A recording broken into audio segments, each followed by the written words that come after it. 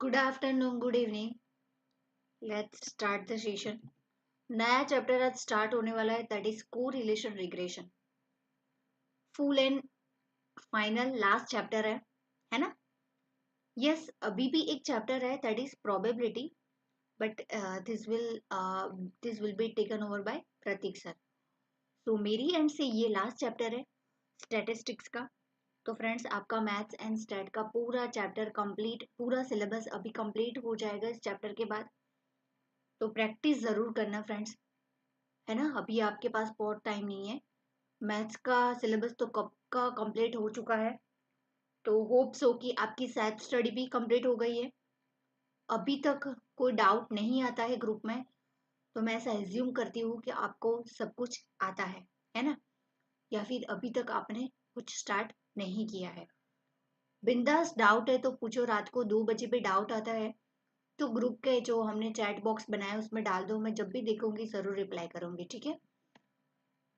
So focus करना है exam पे अभी, और एग्जाम के साथ कोई कॉम्प्रोमाइज नहीं करना है ना? उससे अभी प्रायोरिटी में कुछ भी नहीं है फ्रेंड्स। अभी क्रिसमस आ रहा है, नया साल आ रहा है, वो सारी चीज अभी साइड में रख दो। कुछ भी इम्पोर्टेंट नहीं है एग्जाम से। एग्जाम से बढ़ के कुछ नहीं है। कोई सोशल फंक्शन भी आता है वो भी छोड़ दो। 1 मिनट भी अभी वेस्ट नहीं करना है। एक दिन भी वेस्ट किया तो समझो कि अटेम्प्ट लग गया। और आपको भी पता है कि हर मंथ में एग्जाम नहीं आती सीएमए की, एवरी 6 मंथ आती है ना? तो 6 महीने आप अपने ड्रीम से और दूर हो जाओगे। तो बेटर है कि फोकस करो ओनली ऑन स्टडी, है ना? मैथ्स एंड स्टैट का सीए फाउंडेशन का कल पेपर था। तो वो वाले स्टूडेंट से भी बात हुई, उन्होंने बोला है कि पेपर तो अच्छा था, बट एक चीज मैंने मार्क की है कि उन्होंने बोला कि मैथ्स में थोड़ा सा टाइम लगता है। सो फ्रेंड्स, ऑलरेडी मैंने सीए फाउंडेशन के स्टूडेंट्स के लिए वीडियो बनाया है, वो आपको भी लागू पड़ता है, आपको भी देखना है, क्योंकि उनके जो सब्जेक्ट है ऑलमोस्ट वही सब्जेक्ट आपके हैं। तो फ्रेंड्स, ज़रूर वो देख लेना सीए फाउंडेशन की वीडियो। मैथ्स में एक चीज़ जो आपको ध्यान में रखनी है, वो speed. From the first second, first minute आपकी जो है, पहली ही मिनट से आप स्पीड से स्टार्ट कर दो पेपर, क्योंकि आपको भी पता है कि मैथ्स में कब आंसर आएगा वो आपको नहीं पता। और जैसा बुक में है वैसा डिटो टू डिटो हर एक क्वेश्चन है, ऐसा तो पॉसिबल नहीं है। आपकी फॉर्मूला फंडा क्लियर है तो आप कोई भी क्वेश्चन इजीली क्रैक कर पाओगे, बट उसके लिए आपने प्रैक्टिस की होनी ज़रूरी है। तो स्पीड लाने के लिए प्रैक्टिस करो, एंड सेकंड चीज़, पहले ही स्पीड से पेपर कंप्लीट करने का ट्राई करो, तो पीछे का छूट ना जाए, है ना? यहाँ पे 2 टॉपिक है, बैक टू और सिलेबस। को रिलेशन रिग्रेशन, हर एक टॉपिक इंक्लूड होगा। यस, मे बी आगे पीछे थोड़ा होगा, हम देख लेंगे, बट अभी मैं आपको फ्लो में पढ़ा रही हूँ, जितनी भी मेथड्स है वो मैं आपको बता रही हूँ को रिलेशन की। को रिलेशन रिग्रेशन दो है टॉपिक है, दोनों अलग ही है। तो पहले हम को रिलेशन करेंगे, फिर रिग्रेशन करेंगे। दोनों का इतना रिलेशन भी नहीं है, दोनों के साथ हम अलग ही पढ़ेंगे। तो सबसे पहले यहाँ पे को रिलेशन दिया है, तो we will start with the correlation. Correlation में मेथड्स है तीन चार मेथड है। ग्राफिकल मेथड है, फिर और 3 मेथड्स है। तो उस पे आपको को रिलेशन फाइंड करना है। अभी को रिलेशन मतलब नाम में उसका मीनिंग है, को रिलेशन यानी कि वेरिएबल, अलग अलग वेरिएबल, 2 वेरिएबल के बीच में रिलेशन क्या है वो फाइंड करने के जो मेथड्स है, वो सब को रिलेशन में इंक्लूड होती है। तो को रिलेशन को हम आर से डिनोट करेंगे, और उसके अलग अलग फॉर्मूलाज है। एक ग्राफिकल मेथड है, एंड 3 और मेथड है जिसमें फॉर्मूला है बेस। सिंपल उसमें फॉर्मूला आपको आने चाहिए, फॉर्मूला आया तो आपको आ जाएगा क्वेश्चन कैसे सॉल्व करना है। अगर फॉर्मूला नहीं आया तो बहुत ही इजी है, सब इंफॉर्मेशन दी हुई होगी। बट अगर आपको फॉर्मूला नहीं आया, एग्जाम में याद ही नहीं आया, तो पूरा आपका रोकड़ा मार्क्स चला जाएगा। 2 4 जितने भी 1 मार्क्स का हो कोई भी है। सिंपल दी हुआ है, हर एक वैल्यू दी हुई है, सिंपल आपको वो वैल्यूज पुट डाउन करनी है फॉर्मूला में और आर की वैल्यू डालना है, कैलकुलेशन में सिर्फ कैलकुलेशन करना है, बट उसके लिए आपको फॉर्मूला आना जरूरी है। तो स्टैटिस्टिक्स में बहुत इंपॉर्टेंट चीज है फॉर्मूला।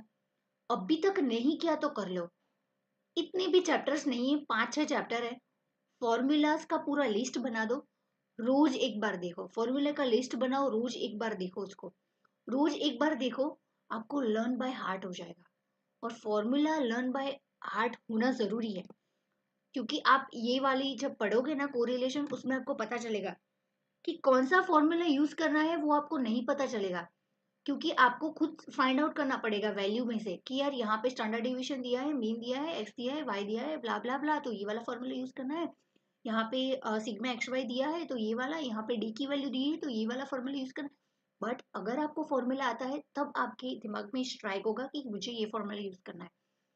बट कोई एक ही फॉर्मूला याद आया और अप्लाई कोई और फॉर्मूला करना है तो नहीं मजा आएगा, फिर आपको लगेगा यार बनता नहीं है, कुछ तो गड़बड़ है फॉर्मूला में नहीं है, आप में है। सो फ्रेंड्स, हर एक फॉर्मूला लर्न बाय हार्ट करना बहुत ही जरूरी है। स्टैटिस्टिक्स की ये मेन चीज है। ठीक है, आ जाओ कोरिलेशन में फटाफट। आज हम बहुत ही बढ़िया तरीके से, बहुत ही इजी है। अभी एमओसिटी और डिस्पर्सन तो आपने कर लिया, तो वैसा ही ये चैप्टर है। कोरिलेशन मैंने आपको बताया कि कोरिलेशन क्या है। Correlation, this is the established, क्या है,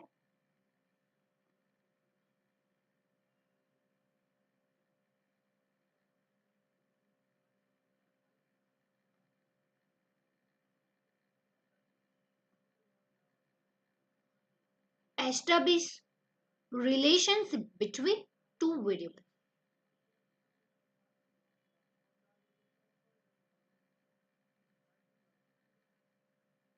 दो वेरिएबल दिए होंगे हर एक में एक्स और वाई, तो दोनों के बीच में क्या रिलेशनशिप है, उसको बोलेंगे कोरिलेशन। और कोरिलेशन को आर से डिनोट किया जाता है, और उसके लिए वेरियस मेथड है डिफरेंट डिफरेंट, तो वो हम इस चैप्टर में पढ़ेंगे।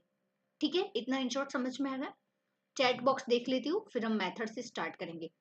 सबसे पहली ग्राफिकल मेथड से स्टार्ट करेंगे एंड देन बाकी भी मैथमेटिक्स एंड एल्जेब्रिक मेथड्स है, जिसमें है कार्ल पियर्सन और बाकी और दो है, तो वो भी हम पढ़ेंगे। चलो आ जाओ फटाफट।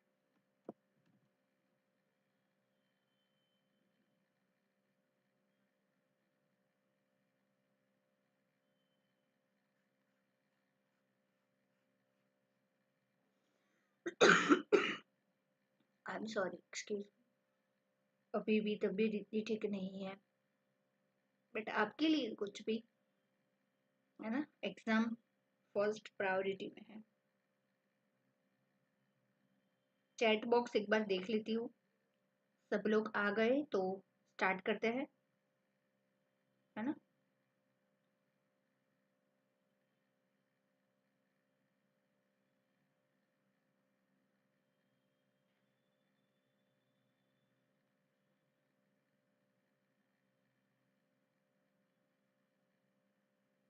यस, अभी थोड़ी वीक है तबीयत, बट वैसे फीलिंग बेटर देन यस्टरडे, थोड़ी सी अच्छी हो रही है हेल्थ, बट इतनी भी रिकवरी नहीं है ये Shruti. Thank you so much for asking. Start करते हैं चलो बेटा। को रिलेशन क्या है, इजी चैप्टर है वैसे देखने जाए तो।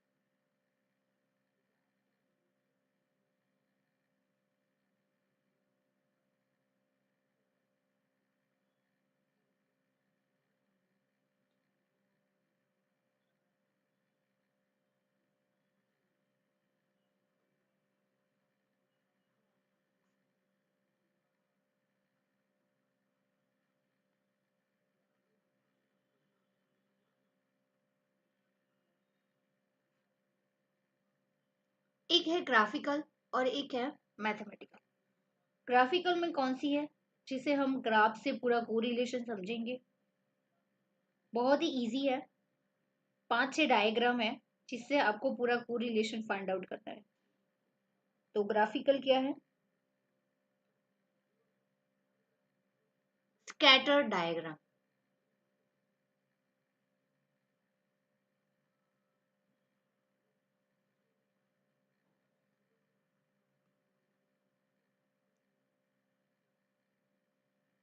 और यहाँ पे कौन सी है?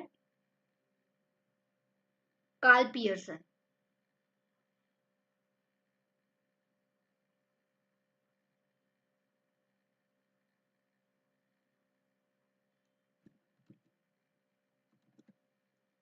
ऑडियो तो है ना। Karl Pearson's coefficient of correlation.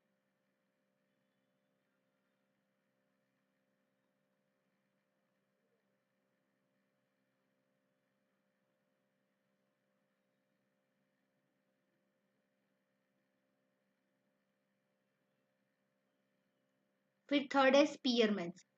स्पीयरमैन्स यानी कि उसको रैंक मेथड भी बोलते हैं, रैंक डेविएशन मेथड।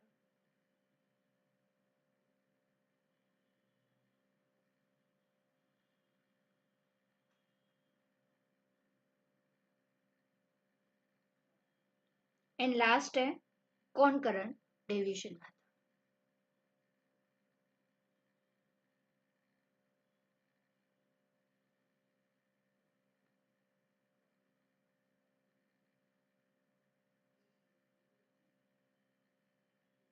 ठीक है, यहाँ पे टोटल आपको 4 मेथड्स पढ़नी है।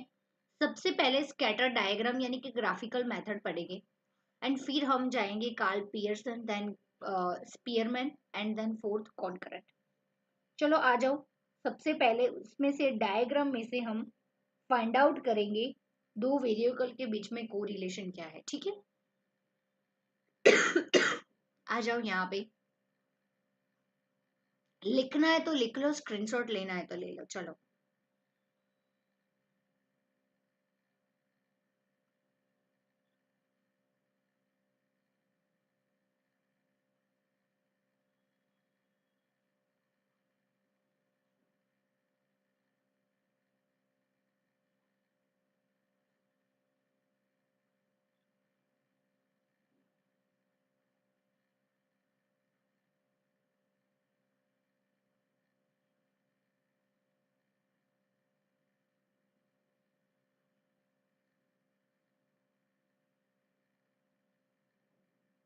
चलो स्टार्ट करते हैं। अभी होप सो लिख लिया होगा। Scatter method.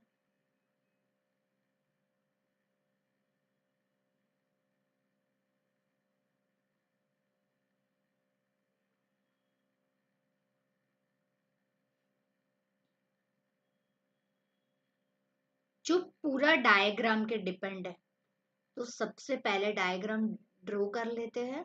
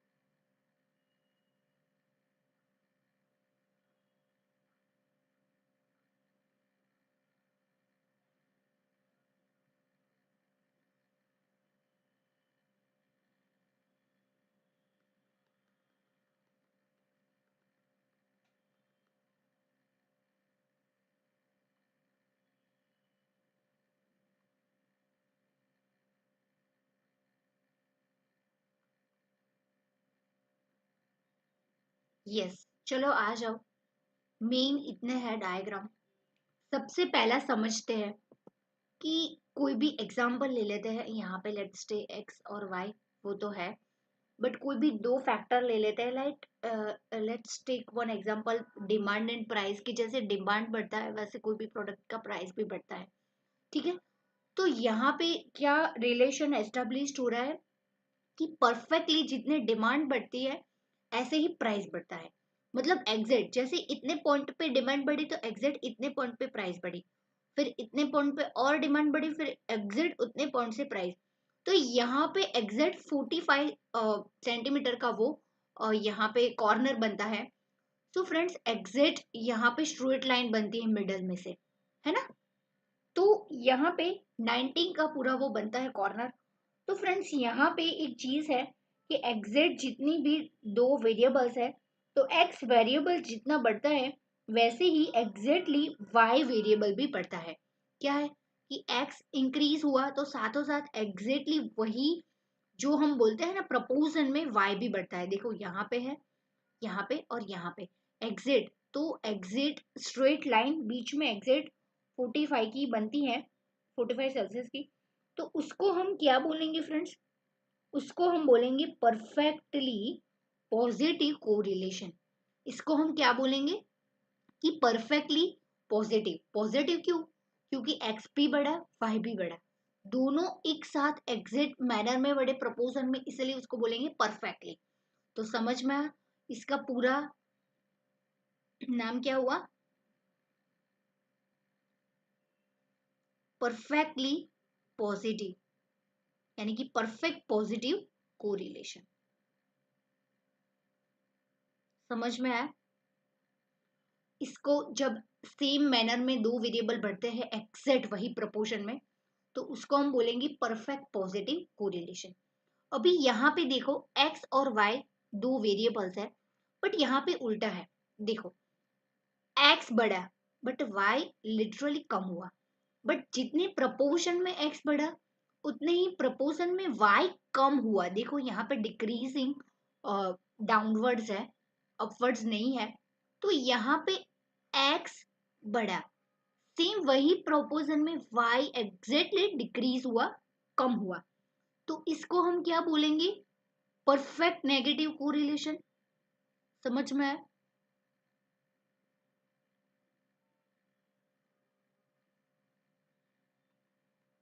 Perfect negative correlation इसको हम बोलेंगे। सेम प्रपोजन में एक्स और वाई दोनों बढ़ते हैं तो उसको हम पॉजिटिव बोलेंगे, परफेक्ट पॉजिटिव। और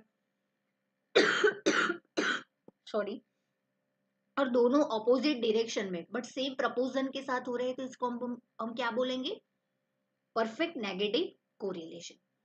अभी यहाँ पे आओ, ये देखो, ये देखो पूरा स्कैटर्ड है, यानी कि यहाँ पे फ्रेंड्स कोई रिलेशन ही नहीं बनता, एक बड़ा कम हुआ कितने प्रोपोर्शन में क्या हो, कुछ भी यहाँ पे ये डायग्राम देखिए आपको पता चलता है क्या है, नहीं। तो यहाँ पे क्या बोलेंगे, no relation, correlation, no correlation. समझ में आया? कोई रिलेशन ही एस्टेब्लिश नहीं हो रहा है एक्स और वाई के बीच में, तो यहाँ पे क्या हम बोलेंगे, नो रिलेशन। यानी कि यहाँ पे आर को रिलेशन को हम कैसे डिनोट करते हैं, आर से डिनोट करते हैं। तो यहाँ पे आर की वैल्यू आएगी 0। फ्रेंड्स यहाँ पे आपको पता है क्या आएगी, आर इज इक्वल टू +1 आएगा ऑलवेज, क्योंकि पॉजिटिव है। और यहाँ पे क्या आप अंदाजा लगा सकते हो, -1 आएगी क्योंकि वो परफेक्ट नेगेटिव है। और एक चीज मैं आपको बता दूं, को रिलेशन जो आर की वैल्यू है ना, वो ऑलवेज -1 से 1 के बीच में ही रहेगी, ऑलवेज -1 से 1 के बीच में ही रहेगी ऑलवेज आर की वैल्यू। समझ में आया? समझ में आया? ऑलवेज आर -1 और 1 के बीच में रहेगा। तो ये चीज आपको पता होनी जरूरी है। चलो अभी नेक्स्ट थर्ड डायग्राम। अभी यहाँ पे फ्रेंड्स क्या है कि यहाँ पे एक्स है, वाई है, यहाँ पे चलो डिमांड है, यहाँ पे सप्लाई है। डिमांड है, सॉरी यहाँ पे प्राइस है। पहले हमने ये लिया था, डिमांड सप्लाई भी ले सकते हैं, सप्लाई प्राइस भी ले सकते हैं, बट पहले हमने डिमांड प्राइस लिया था तो यही सही। एक्स डिमांड है, अभी एक्स वेरिएबल ये प्रपोर्शन में बढ़ता है, बट सेम मैनर में y बढ़े, ऐसा हर बार ऐसा हो सकता है? नहीं, नॉट पॉसिबल। तो y ऐसे भी बढ़ सकता है ना? या फिर ऐसे भी बढ़ सकता है, कोई भी बन सकता है। ये कर्व भी बन सकता है, या फिर ऐसा कर्व भी, ऐसा भी बन सकता है, या फिर ऐसा भी बन सकता है, या फिर थोड़ा ऐसा भी बन सकता है, इस साइड भी ऐसा बन सकता है। तो एग्जिट स्ट्रेट लाइन नहीं बनेगी, कर्व बनेगा अलग अलग, ऐसे भी हो सकता है, ऐसे भी हो सकता है। तो सेम प्रपोजन में नहीं बढ़ेगा, बट कुछ तो बढ़ा, मतलब एक्स बढ़ रहा है देखो और वाई भी बढ़ रहा है, बट सेम प्रपोजन में नहीं बढ़ रहा है। तो एटलीस्ट फ्रेंड्स हमें इतना तो पता चला कि ये पॉजिटिव मैनर में बढ़ रहे हैं दोनों। तो क्या हम इसको लेस पॉजिटिव कोरिलेशन बोल सकते हैं? लेस और हाई, है ना? अगर ज्यादा बढ़े तो लेस, और ज्यादा बढ़े तो हाई, और कम बढ़े तो लेस, तो हम उसको लेस हाई पॉजिटिव कोरिलेशन बोल सकते हैं। लेस और हाई पॉजिटिव कोरिलेशन, यस। अभी सेम चीज यहाँ पे अप्लाई करो कि एक्स जो है वो बढ़ रहा है, बट कौन से मैनर में बढ़ रहा है फ्रेंड्स वो नहीं पता। तो क्या हम इसको ऐसे डिनोट कर सकते हैं? ऐसे भी कर्व बन सकता है, ये भी कर्व बन सकता है, बट थोड़ा सा इधर उधर इसके बाजू में रहेगा। समझ में? अगर ये थोड़ा सा और ज्यादा कर्व बनता तो देखो ये परफेक्ट जो लाइन है ना उससे बहुत दूर है। तो फ्रेंड्स इसको हम क्या बोलेंगे? लेस। बट अगर जो स्ट्रेट लाइन है उसके बीच में आसपास यहाँ पे रहेगा, तो नियरर है, थोड़ा सा परफेक्ट के नियरर है, तो उसको हम क्या बोलेंगे? High negative. यहाँ पे नेगेटिव है देखो, एक्स बढ़ रहा है, एक्स बढ़ रहा है और वाई कम हो रहा है, और यहाँ पे एक्स भी बढ़ रहा था और वाई भी बढ़ रहा था। कहाँ गया? यहाँ पे ये वाला में एक्स भी बढ़ रहा है और वाई भी बढ़ रहा है ना? बट मैनर नहीं पता, बट ये स्ट्रेट लाइन के नजदीक है ना फ्रेंड्स, तो उसको हम हाई बोलेंगे। और थोड़ा सा दूर कर्व बनेगा तो उसको हम क्या बोलेंगे? Less positive.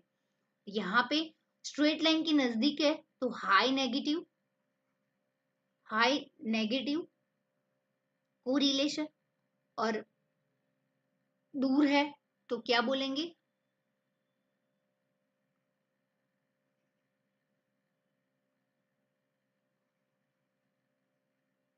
Less negative correlation. यानी कि परफेक्ट जो लाइन है उससे थोड़ा सा बहुत ही दूर बन रहा है, तो उसको हम लेस नेगेटिव बोलेंगे या फिर लेस पॉजिटिव। और जो बीच वाली कर्व है उससे नजदीक बन रहा है कर्व, तो उसको हम बोलेंगे हाई नेगेटिव और हाई पॉजिटिव। यहाँ पे तो कोई बन ही नहीं रहा, तो इसको हम बोलेंगे नो रिलेशन एस्टेब्लिश्ड। समझ में आया? किसी को डाउट यहाँ पे? नहीं, किसी को डाउट नहीं। तो फ्रेंड्स यहाँ पे आर की वैल्यू ये बनी, ये बनी। अभी यहाँ पे आर की वैल्यू हम क्या ये लिख सकते हैं? 0 और 1 के बीच में पॉजिटिव है तो 0 और 1 के बीच में हो सकती है, यस। और यहाँ पे नेगेटिव है तो -1 आर और 0 के बीच में होगा। ऑफ कोर्स नेगेटिव है, एक बढ़ रहा है कम हो रहा है, तो यहाँ पे ऑपोजिट डायरेक्शन में बढ़ रहे हैं एक दूसरे से, तो वो -1 और 0 के बीच में होगी, और ये पॉजिटिव है इसलिए 0 और 1 के बीच में होगी। और यहाँ पे तो r इज इक्वल टू 0, यहाँ पे r is equal to -1 perfect negative में, और पॉजिटिव में r इज इक्वल टू +1। समझ में आया? किसी को डाउट इसमें? बुक में नोट डाउन कर लो फ्रेंड्स, बुक में नोट डाउन कर लो। फिर डिग्री देख लेते हैं एग्जैक्टली कि कोरिलेशन भी exact, moderate, high, less, perfect किसको बोलेंगे। आपके मॉड्यूल में पूरा टेबल दिया है, अभी कॉपी कर लो फ्रेंड्स। थोड़ा सा अच्छे से करना, ये थोड़ा बहुत ही मैंने बहुत ही ड्रॉ कर लिया है, बट आप अच्छे से ड्रॉ कर लेना। और जैसे ही ड्रॉ हो जाए मैसेज कर दो, आगे बढ़ेंगे। बहुत ही इंपॉर्टेंट है। चलो ठीक है, अभी दिखाई दे रहा है, पांचों डायग्राम ड्रॉ कर लो।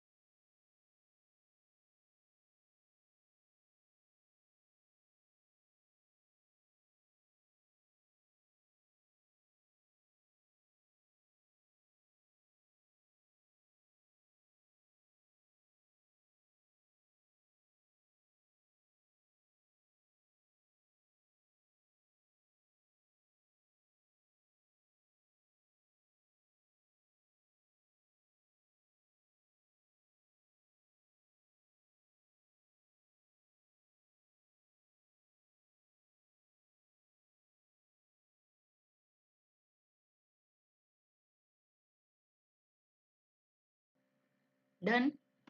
चलो आ जाओ। सो फ्रेंड्स, यहाँ पे हमारी स्कैटर मेथड्स है, हो गई है, यही है जो है। बट एक चीज बता दूं, अच्छे से कोट किया है, यूज ऑफ सिग्निफिकेंट, ये सारी चीजें तो कर ही लेंगे, ज्यादा है नहीं कुछ।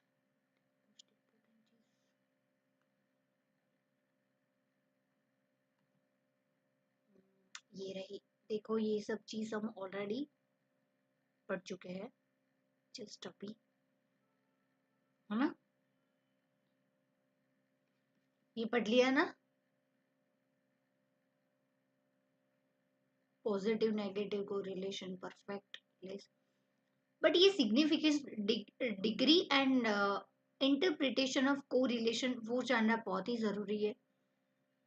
इम्पोर्टेंट नहीं है बट अभी दिया है तो देख लेते हैं कि R इज इक्वल टू +1 कब होता है, जब उसको क्या बोलेंगे, परफेक्ट पॉजिटिव कोरिलेशन। तो जस्ट अभी हमने देखा कि परफेक्ट पॉजिटिव कब होगा, दो वेरिएबल है, दोनों सेम प्रोपोर्शन में परफेक्ट मैनर में आगे बढ़ रहा है, डायग्राम ऐसा बन रहा था एग्जैक्टली, है ना, स्ट्रेट स्लैंटिंग लाइन जा रही थी बीच में से। फिर है same as it is, R zero कब होता है, जब नो रिलेशन, ऐसे स्कैटर मैनर में था पूरा, कोई रिलेशन नहीं बन रहा था। और R-1 कब होता है, परफेक्ट नेगेटिव कोरिलेशन में। तो ऐसे एक अपवर्ड जा रहा था और एक डाउनवर्ड आ रहा था ऐसे, और पॉजिटिव ऑपोजिट डायरेक्शन में, तो उसको क्या बोलेंगे, परफेक्ट नेगेटिव। तो तब R की वैल्यू -1 होगी। अब यहाँ पे अलग अलग डिग्री दी है, लाइक कि R प्लस 0.75 और +1 के बीच में कब होगा, जब high degree of positive correlation. High degree यानी कि मैंने आपको बताया था कि पॉजिटिव यानी कि दोनों तो बढ़ रहे हैं, बट ये एग्जिट जो बीच की लाइन है उसके थोड़े से नजदीक में है ना, कर्व बन रहा है, तो उसको हम बोलेंगे हाई डिग्री पॉजिटिव कोरिलेशन। तो वो 0.75 और +1 के बीच में होगा। सेम वही चीज अगर high degree negative correlation downward में है, तो डाउनवर्ड वाला जो हमारा स्ट्रेट है उसके नजदीक कोई कर्व बन रहा है, तो उसको हम बोलेंगे हाई डिग्री। सेम यही चीज अगर थोड़ा सा दूर बन रहा है बीच की लाइन से, नजदीक भी नहीं, नजदीक को हाई बोलेंगे, थोड़ा सा दूर, तो उसको हम बोलेंगे मॉडरेट डिग्री। और सेम वही चीज नेगेटिव में है, थोड़ा सा दूर तो मॉडरेट, और बहुत ज्यादा है, थोड़ा सा इतना ज्यादा दूर कर्व बन रहा है, बट बढ़ तो दोनों रहे हैं, बट एक थोड़ा सा बढ़ रहा है, बहुत ज्यादा बढ़ रहा है, तो उसको हम क्या बोलेंगे, लो डिग्री। और एक बढ़ रहा है और एक कम हो रहा है, बट उसकी कोई मतलब ज्यादा कम हो रहा है, कोई परफेक्ट मेजरमेंट नहीं है, तो उसको हम बोलेंगे लो डिग्री। तो उसका क्या होगा, आर जीरो और पॉइंट 5 है ना ये, -0.5, यस। तो यहाँ पे ध्यान दो, जब परफेक्ट है तो +1, फिर हाई है तो 0.75 और +1 के बीच में, फिर मॉडरेट है तो 0.25, 0.50 और 75 के बीच में, और बहुत ही लो है तो 0 और 0.5 के बीच में, और कोई रिलेशन नहीं है तो 0। फिर उल्टा आगे बढ़ो, 0 के आगे माइनस में उल्टी साइड जाओ तो 0.75 और -1 के बीच में है, तो हाई नेगेटिव को रिलेशन।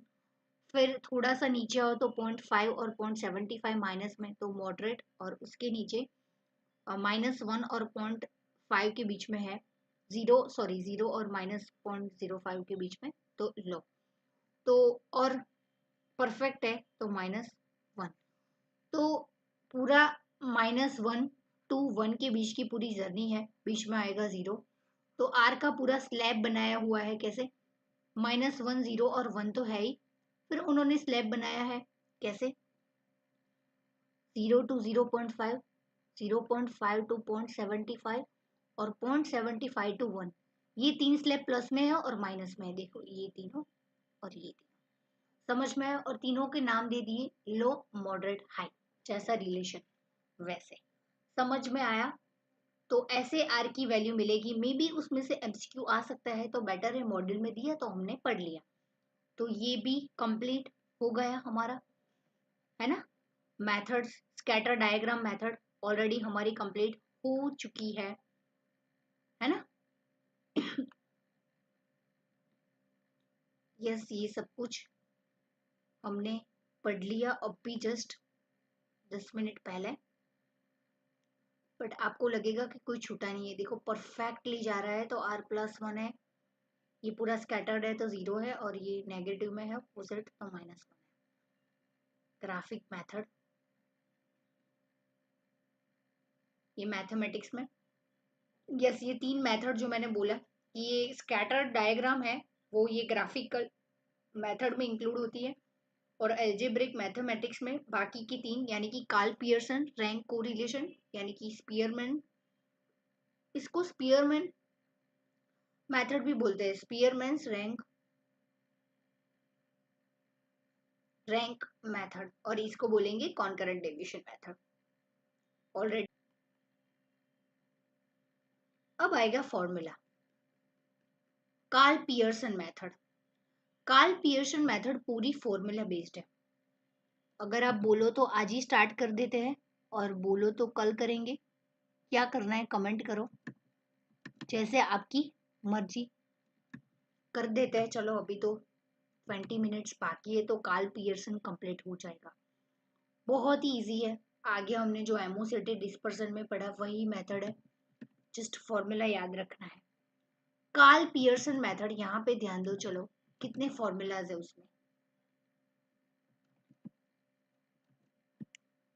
आ जाओ।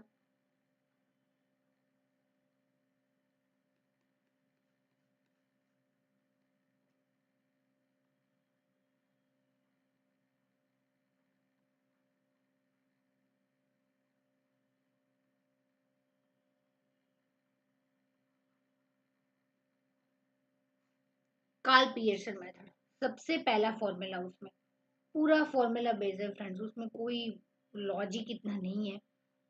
वैल्यू कैसे फाइंड करनी है वो मैं आपको बताऊंगी, बट फॉर्मूला तो आपको याद रखना है। को रिलेशन को एज इट इज मैंने आपको बताया कि आर से डिनोट किया जाता है। तो सबसे पहला फॉर्मूला है कि n into sigma x y minus sigma x into sigma y divide by under root में है n into sigma x square minus sigma x whole square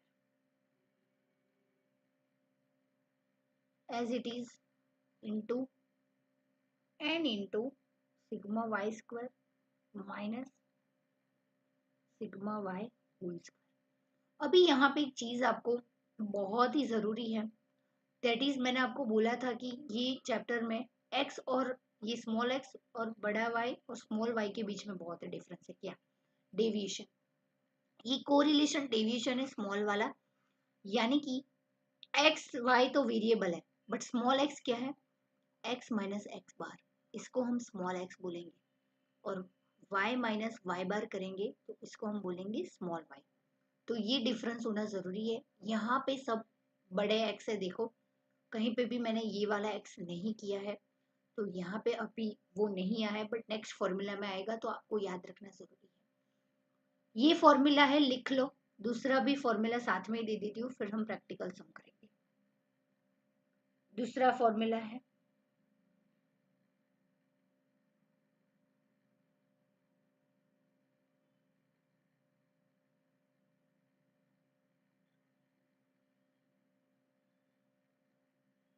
दूसरा फॉर्मूला ये स्मॉल वाला है, r is equal to sigma x y, है ना। छोटा है अंडर रूट में sigma x square into sigma y square, but यहाँ पे x और y स्मॉल में है, तो ये चीज ध्यान रखना, x माइनस एक्स बार y माइनस वाई बार का यूज होगा इसमें, ये फाइंड करने के लिए और ये फाइंड करने के लिए। ठीक है। अभी आपको लगेगा इतने फॉर्मूला क्यों है, जब आपको लगेगा कि यार n की वैल्यू ये सारी चीजें दी है तो ये फॉर्मूला यूज करने का, और नहीं दी है तो ये वाला फॉर्मूला। ठीक है। वैल्यूज देख के, क्वेश्चन देख के आपको ऑटोमेटिक समझ में आ जाएगा, और एग्जाम में फिर लास्ट में कौन सा वाला आपको लगता है कि दोनों फॉर्मूला यूज होता है, तो तब कौन सा यूज करने का जिसमें सबसे कम समझ आता है। समझ में आया? ऊपर वाला फॉर्मूला आपको बड़ा दिखता है बट है नहीं। इसमें आपको x माइनस एक्स बार फाइंड करके पूरा वो करना है। इसमें भी बनाना है एक्स स्क्वायर एक्स और एक्स स्क्वायर का कॉलम, बट फिर भी थोड़ा सा मुझे लगता है कि लेंथी है बट इजी है। समझ में आया? फिर थर्ड फॉर्मूला भी है, चलो ध्यान दो यहाँ पे।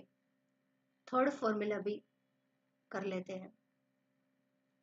सिग्मा एक्स वाई स्मॉल है और नीचे अंडर रूट में है एन इंटू, अंडर रूट में नहीं है, standard deviation of x standard deviation of y, यानी कि जितने भी वेरिएबल्स है एक्स और वाई दो है यहाँ पे, तो उसको एन के साथ मल्टीप्लाई करो और ऊपर रहेगा सिग्मा एक्स वाई। समझ में आया? कार्ल पियर्सन्स की 3 जो है फॉर्मूलाज वो ये है, और एक last and full and final है जो एमसीक्यू में आएगा, मे बी उसका प्रैक्टिकल आपकी बुक में नहीं भी होगा।